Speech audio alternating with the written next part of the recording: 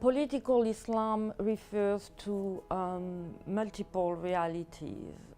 There is one big thread of scholarship on Islamic political parties, how they emerge, how they negotiate during elections, if there are elections. The other one is more recent and has to do with radical or political violence at the international level through groups like Al-Qaeda or ISIS now.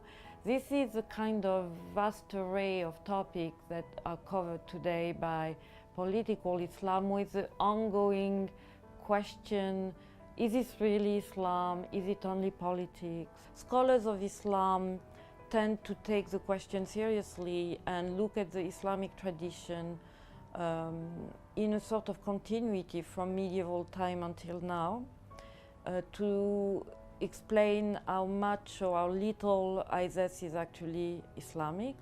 And the group of political scientists tend to dismiss the question altogether, saying that there is nothing Islamic in ISIS because it's all about political power and control of populations.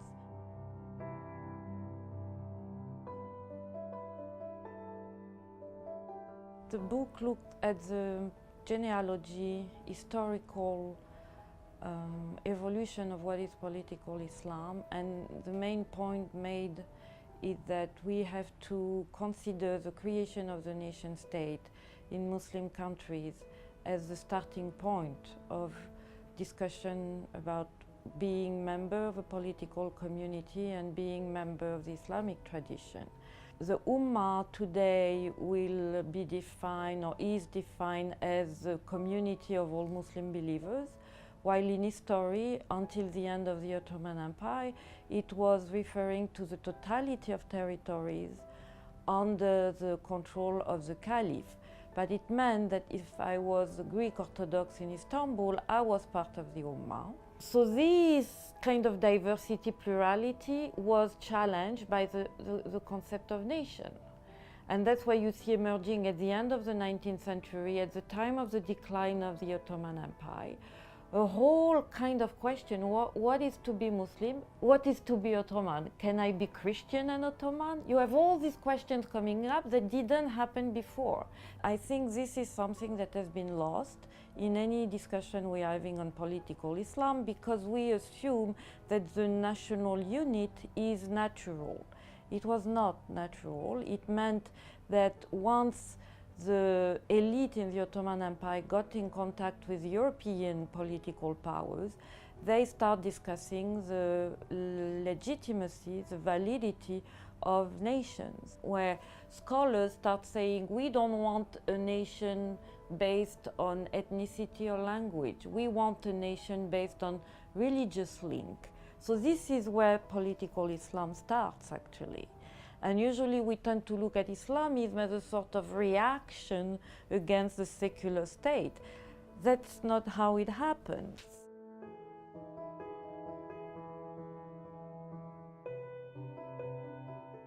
My point is to say that you cannot deny the Islamic dimension of ISIS, but you cannot either say that by looking at medieval discussion on Sharia, you're going to understand what ISIS wants. There is an intellectual history of the concepts that are now used not only by Islamists, but also secular actors in Muslim countries. The term Sharia, Ummah, Jihad. And mid-19th century, you see religious authorities starting to invest to mine a different way, in the sense that they are looking at Ummah as a political community based only on the Islamic link.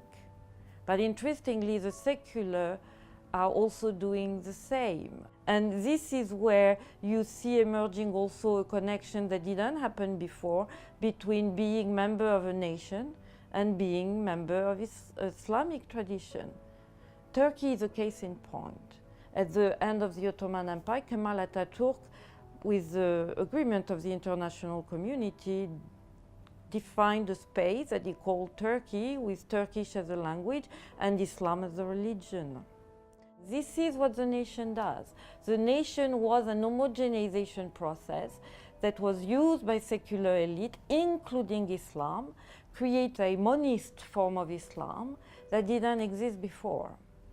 And this is what I call political Islam. For the political aspect, I would say, let's stop saying that Islam needs reform, because political Islam, as I show in the book, come from the reform, actually. Muslim countries have encountered modernity. So when I hear now Islam needs reform, actually the reform did happen. It didn't produce the results we would like it to have, but it was there.